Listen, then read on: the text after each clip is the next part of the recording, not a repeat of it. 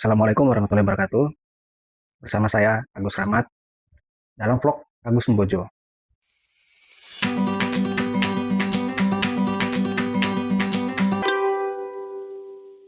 Melalui vlog ini, saya ingin mengangkat beberapa hal terkait dengan Bima. Bima adalah salah satu kabupaten di Provinsi Nusa Tenggara Barat. Salah satu hal yang menarik di Bima adalah tentang sejarahnya. Sejarah yang cukup kuat akan nilai-nilai kemanusiaan, nilai-nilai perjuangan, nilai-nilai kepemimpinan, dan nilai-nilai agama. Saya ingin mengangkat tentang sejarah Perang Dena. Buku ini sudah cukup lama. Sejarah yang cukup menarik tentang Perang Dena tahun 1910. Sebagai gambaran, Dena adalah salah satu desa yang berada di wilayah administratif Kabupaten Bima, Provinsi Nusa Tenggara Barat. Ada 2 pulau di Provinsi Nusa Tenggara Barat yang paling besar, Pulau Lombok dan Pulau Sumbawa. Di ujung Pulau Sumbawa ada wilayah Kabupaten Bima. Di wilayah Kabupaten Bima, di bagian baratnya ada sebuah desa yang bernama Desa Dena. Disitulah sejarah dimulai. Sebelum saya masuk ke peristiwa Perang Dena, kenapa menjadi menarik, saya ingin menggambarkan bagaimana kondisi masyarakat di Desa Dena pada saat itu. Pada tahun 1900-an, Bima masih di bawah kerajaan, dipimpin oleh seorang sultan. Masyarakat Dena saat itu adalah masyarakat yang sebagian besar berprofesi sebagai petani. Ada juga masyarakat Dena, bahkan terbilang banyak, yang punya kemampuan agama yang cukup baik.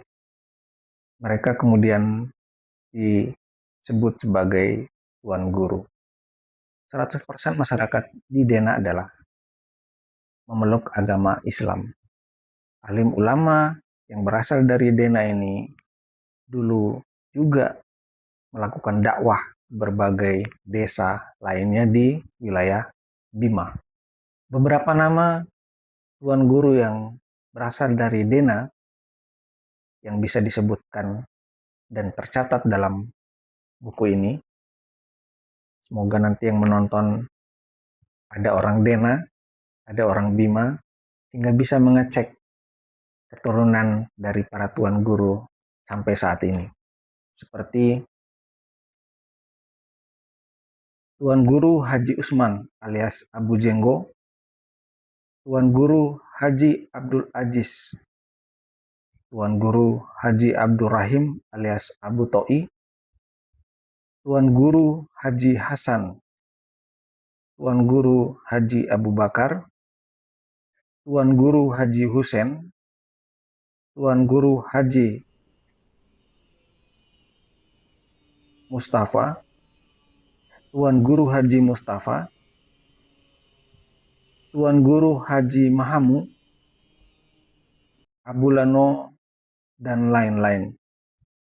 Tapi kemudian ada generasi-generasi tuan guru berikutnya yang lahir dan besar di Dena. Tuan Guru Haji Sidik Haji Yunus, Ompu Duruje, Haji Ahmad Abu Ladija, Haji Mahamu Abu Labeda, Haji Abdul Aziz Amahani. Tuan guru tidak hanya berhenti di situ. Pada periode-periode berikutnya, Dena juga punya banyak tuan guru. Seperti Tuan Guru Haji Idris, Haji M. Sidik Haji Abu Bakar, Haji Abdullah Abumpore, Haji M. Said, Haji M. Sidik, dan Tuan Guru Arsad Muhammad, dan lain-lain. Kita bisa membayangkan bahwa saat itu Dena adalah desa yang cukup kuat, cukup teguh dalam memegang agama Islam.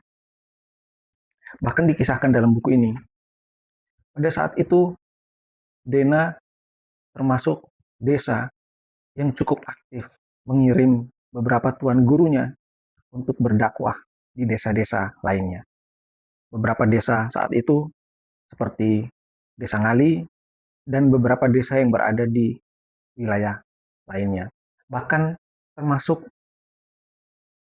merambah ke kerajaan Dompu. Selain menghasilkan banyak tuan guru, banyak alim ulama, di Dena juga ternyata cukup aktif untuk mengundang beberapa tuan guru yang berada di desa lain. Saat itu, sekitar tahun 1900-an, bahkan menjelang Perang Dena tahun 1910, program rutin yang dilakukan adalah ada yang namanya pertukaran tuan guru.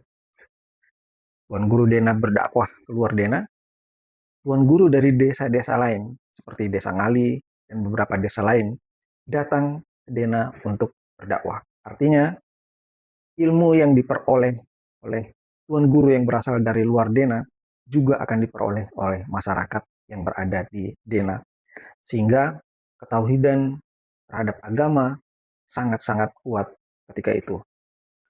Selanjutnya, ada yang menarik juga. Selain banyak tuan gurunya, di Dena saat itu juga ada beberapa orang yang memiliki kemampuan-kemampuan secara tradisional. Mereka dianggap sebagai orang yang kebal akan senjata tajam. Mereka ini kemudian nanti menjadi bagian dari pejuang Perang Dena. Saya ingin menggambarkan satu hal lagi terkait dengan kepemimpinan yang ada di Dena ketika itu. Saat itu sudah ada yang namanya kepala desa. Era sekarang menyebutnya kepala desa. Tapi saat itu masih disebut sebagai gelarang atau ompu. Gelarang Dena saat itu jelang Perang Dena 1910 dipimpin oleh Lakao Amahose. Kepemimpinan gelarang Dena atau ompu Dena saat itu bersinergi dengan kuat dengan para tuan guru, alim ulama. Mungkin kalau kita kenal konsep ulama dan umaroh, nah di Dena ini terbentuk itu, terterapkan itu, antara ulama dan umaroh berjalan seiring.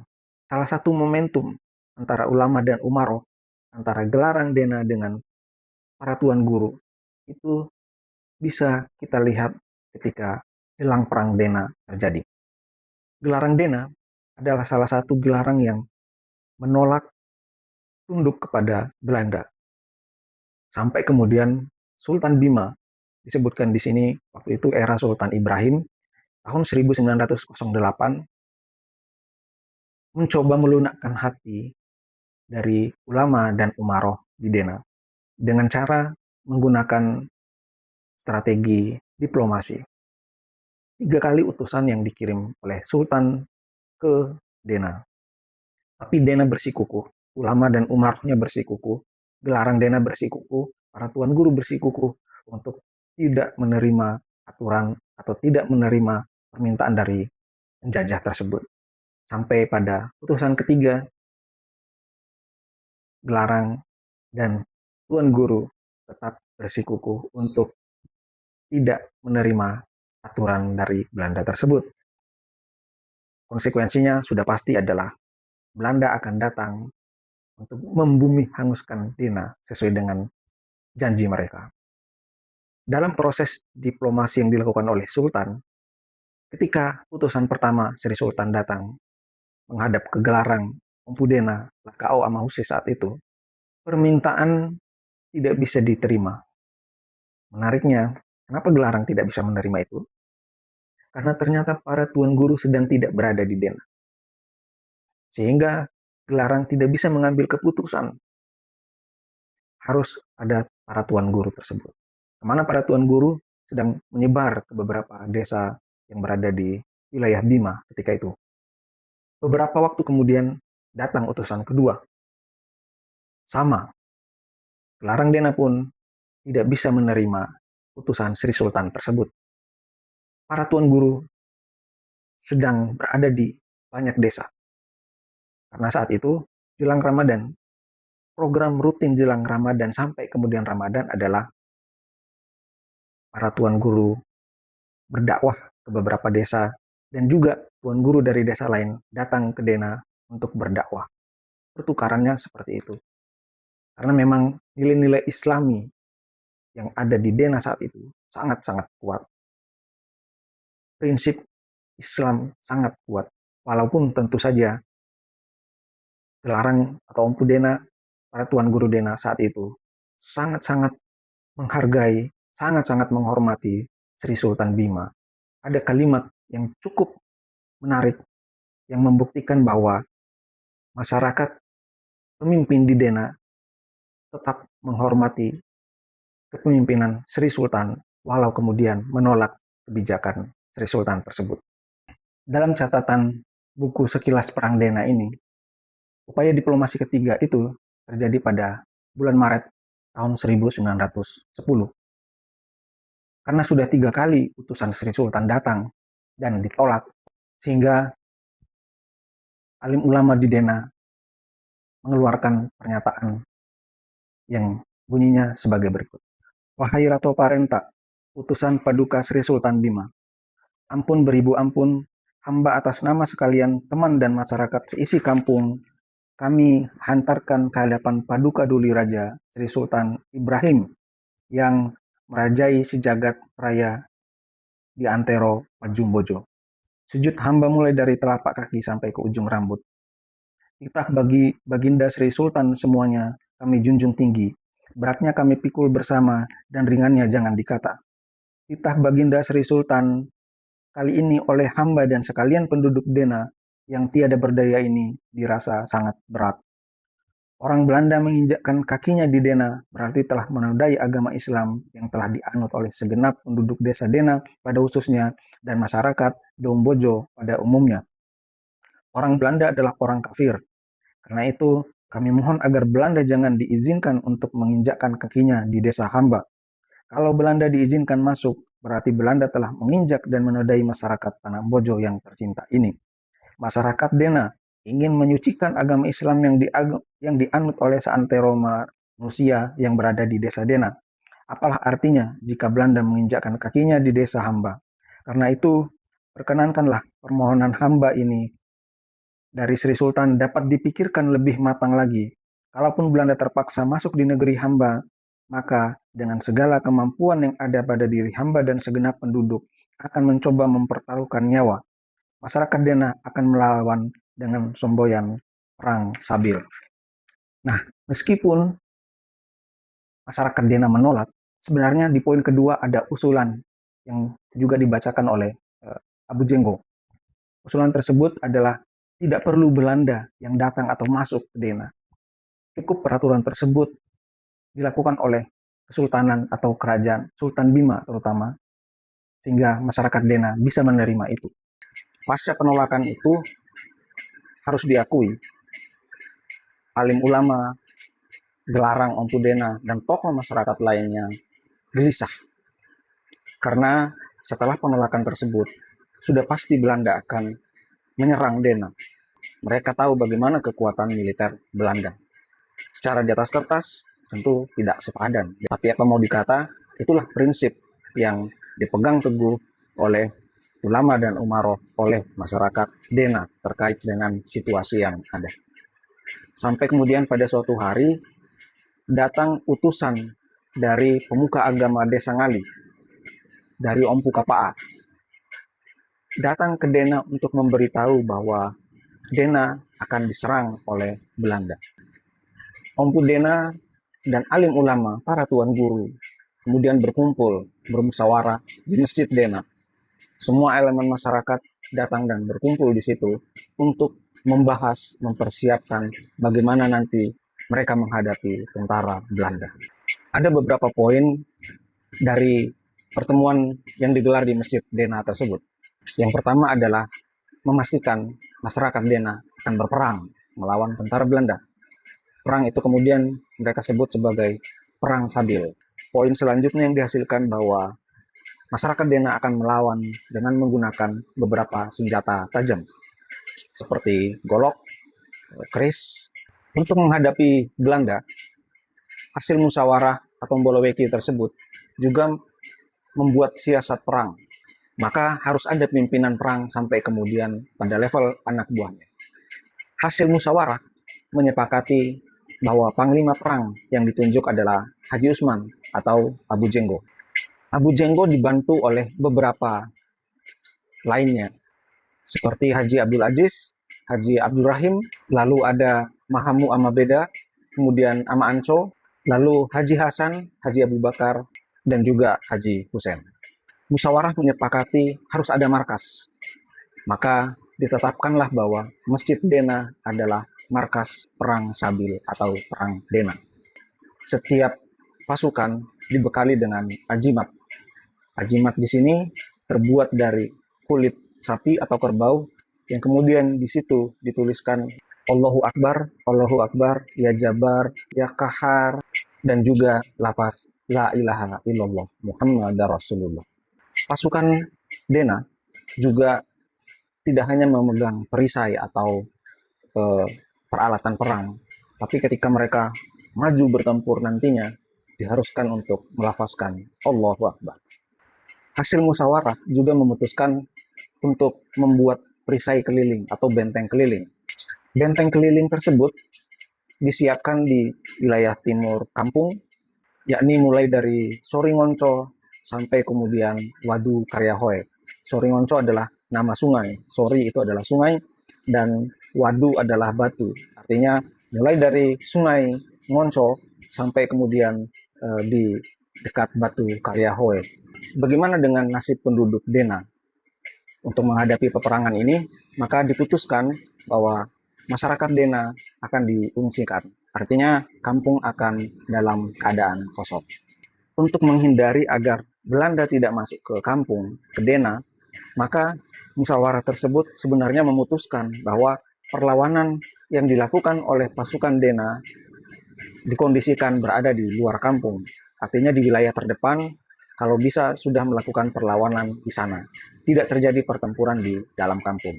Namun, para pemimpin Dena punya strategi yang kedua ketika perlawanan di luar kampung tidak mampu membendung pasukan Belanda. Bagaimana caranya? Yakni setiap pagar dari rumah warga akan menjadi senjata juga. Di wilayah timur disiapkan beberapa pasukan, termasuk mereka yang dianggap sebagai orang yang kebal terhadap senjata tajam. Di wilayah timur Dena adalah pintu masuk kampung. Diperkirakan Belanda akan melewati pintu tersebut. Sehingga karena strategi perang berada di luar kampung, maka langsung dilakukan perlawanan di sisi timur sekitar Wadu Karyahoe ataupun Wadu Kandinci di sekitar Soringonco atau Sungai Ngonco tadi. Untuk pasukan yang berada di barisan terdepan di wilayah timur tadi, dipimpin oleh seorang yang bernama Sini Amatima, dibantu oleh Lede Ama Ibu, Ompu Brahi, dan beberapa pasukan lainnya. Pasukan terdepan ini disiapkan di sekitar Soringonco. Mereka bermalam di situ, menginap di situ untuk memantau kedatangan Belanda, karena disitulah pintu masuk daripada Dena. Pasukan lainnya yang disiapkan selain di Soringonco, artinya di barisan terdepan, di bagian timur agak ke selatan, juga di Karyahoe, Wadu Karyahoe, di situ juga disiapkan pasukan. Artinya lapis keduanya setelah yang dari Soringonco tadi. Pasukan yang berada di Wadu Karyahoe ini dipimpin oleh Lamahamu Amabeda. Nah, fungsi mereka adalah sebagai penghubung juga dengan markas. Ketika pasukan Belanda datang, maka pasukan yang berada di Karyahoe ini akan memberi informasi ke markas yang berada di Masjid Dena, sehingga markas pun akan bersiap-siap menghadapi Belanda ketika mereka dapat informasi dari pasukan yang berada di Wadu Karyahoe ini. Pasukan Dena tidak hanya disiapkan di wilayah timur, tapi juga pasukan ditempatkan di sisi utara atau wilayah utara Dena. Di wilayah utara ini, beberapa pasukan disiapkan seperti Ama Ansor, Duruhama, Diwajena, lalu ada Rusekanti, kemudian Usu Amatima. Pasukan utara ini bermarkas di Wadubura. Wadubura artinya batu putih. Nah, tugas mereka adalah untuk mengantisipasi. Siapa tahu justru Belanda datang dari sisi utara kampung. Sementara itu di wilayah barat desa, di wilayah barat Dena, juga disiapkan pasukan. Pasukan di wilayah barat ditempatkan di Manggekopa. Ada beberapa pasukan seperti Tami Amali, Deo Amajena, lalu ada Baka Amasa. Kalau tadi disebutkan masyarakat Dena atau warga kampung Dena diungsikan ketika menghadapi Belanda ini. Namun ada beberapa warga yang tidak mampu untuk diungsikan keluar kampung, terutama mereka yang saat itu sudah tua, sudah jompo. Maka ketika itu para warga yang sudah tidak bisa diungsikan tersebut ditempatkan di salah satu rumah, yakni rumah Haji Abdurrahim. Nah, Haji Abdurrahim sendiri yang ikut menjaga di rumahnya tersebut bersama dengan beberapa warga yang sudah tua, yang sudah tidak kuat lagi untuk diungsikan keluar kampung. Di markas, yakni di Masjid Dena, ditempatkan juga beberapa orang, yakni Haji Usman yang dibantu juga oleh Haji Abdul Aziz. Di markas ini ditempatkan sebuah bendera berwarna kuning dengan logo pedang terhunus dan bertuliskan La ilaha illallah Muhammad Rasulullah. Ada beberapa tempat yang disiapkan oleh para pejuang Dena untuk masyarakat Dena diungsikan sementara. Beberapa tempat pengungsian seperti di sisi barat Dena ada yang namanya Dembi Dese. Lalu ada juga di Son Timbo, lalu ada di Karamacora, sampai kemudian di Oiwulu.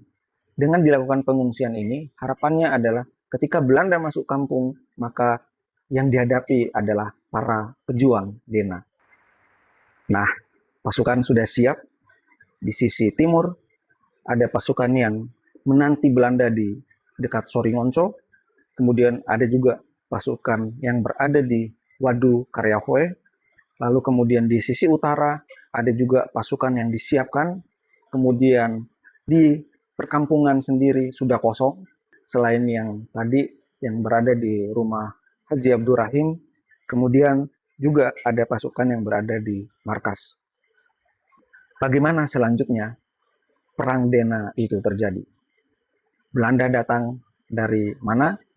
Bagaimana pertempurannya? Kita akan ceritakan pada episode yang kedua. Bagaimana detik-detik peperangan itu terjadi. Cukup seru, banyak cerita-cerita menarik di dalamnya, maka jangan Anda lewatkan, silakan like, share, dan subscribe. Terima kasih, kita akan bertemu di episode berikutnya.